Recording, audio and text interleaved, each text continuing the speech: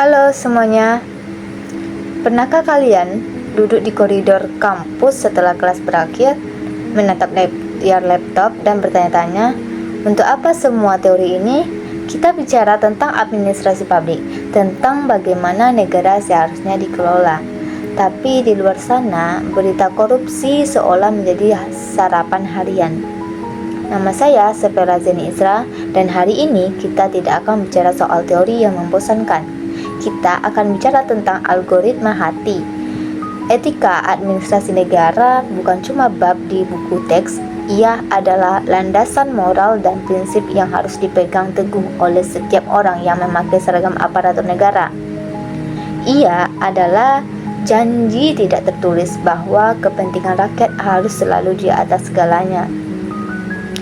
Namun, saat teknologi masuk ke setiap sendi birokrasi, apakah kompas moral kita masih menunjuk ke arah yang benar?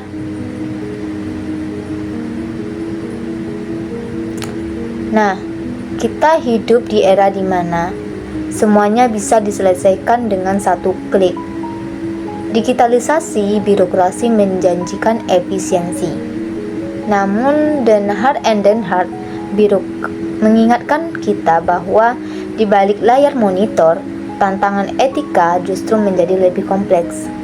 Aparatur negara tidak hanya dituntut profesional secara teknis, tapi juga harus punya perisai terhadap penyakit lama, yaitu korupsi, kolusi, dan nepotisme.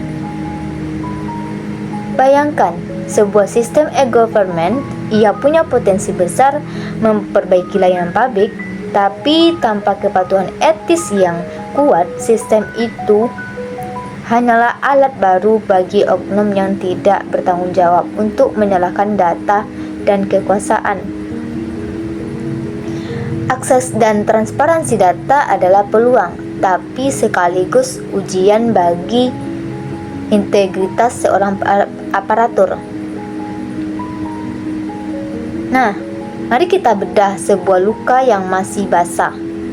Tahun 2020, saat seluruh dunia bersembunyi di rumah karena ketakutan akan pandemi COVID-19, sebuah pengadaan besar sedang terjadi di Kementerian Kesehatan, di mana proyek alat pelindung atau APD senilai 3,3 triliun. Secara etika, ini adalah pengabdian, namun realitanya terjadi manipulasi, kontrak, dan kolusi. Negara dirugikan 300 miliar karena markup harga dan dana siap pakai yang disimpangkan. Di saat tenaga medis kita kekurangan masker dan baju hazmat, ada tangan-tangan yang sibuk memasukkan dokumen kualitas demi keuntungan pribadi. Ini bukan sekadar pelanggaran hukum, ini adalah pengkhianatan terhadap norma deontologis, kewajiban moral untuk jujur dan adil kepada publik yang sedang menderita. Mungkin kalian bertanya, bukankah kita sudah punya e-procurement? Benar, secara teori, pengadaan online harusnya menutup celah korupsi. Namun, kasus-kasus seperti manipulasi, spesifikasi, dan distribusi fiktif menunjukkan bahwa teknologi hanyalah alat.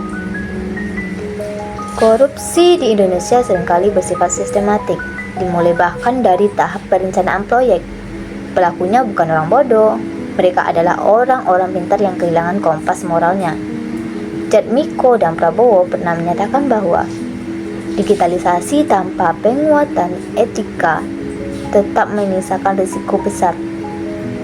Mentalitas birokrasi yang memprioritaskan gratifikasi di atas tanggung jawab publik adalah virus yang lebih mematikan daripada kode komputer manapun. Lalu, bagaimana kita memperbaikinya? Kita butuh lebih dari sekedar pembaharuan perangkat lunak. Kita butuh reformasi etika yang komprehensif. Khairuddin menekankan bahwa pelatihan etika harus masuk ke dalam kurikulum pendidikan birokrasi secara mendalam. Bukan cuma soal benar atau salah, tapi soal mengenali godaan gratifikasi sejak dini. Selain itu, sistem e-procurement harus dioptimalkan.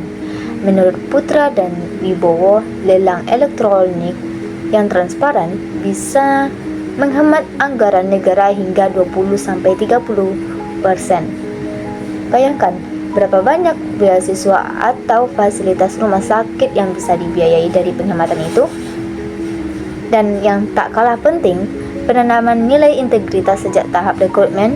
Kita butuh sistem yang menghargai whistleblower, orang-orang berani yang mau bersuara di tengah kegelapan. Nah, harapan di tangan kita, teman-teman mahasiswa, etika administrasi bukan hanya tugas para pejabat di Jakarta, namun ia dimulai dari kita. Bagaimana di kampus ini, bagaimana kita mengerjakan tugas, bagaimana kita menolak plagiarisme, itulah latihan dasar integritas kita.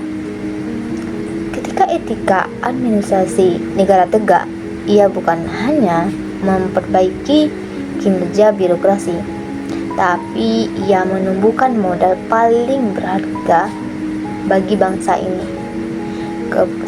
yaitu kepercayaan publik.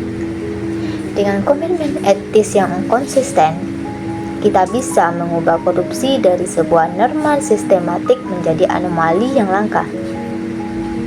Mari kita jadikan masa depan pemerintahan kita bukan hanya soal canggihnya